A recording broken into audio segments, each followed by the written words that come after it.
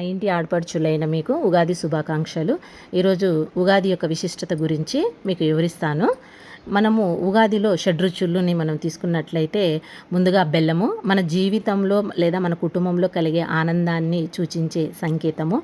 ఉప్పు జీవితంలో జరిగే అనేక ఉత్సాహానికి సంకేతము.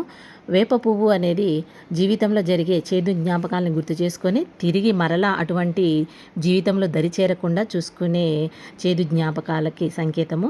చింతపండు జీవితంలో ఏర్పడే అవరోధాలను ఎదుర్కొంటూ నేర్పుగా వ్యవహరించే తీరుకి సంకేతము.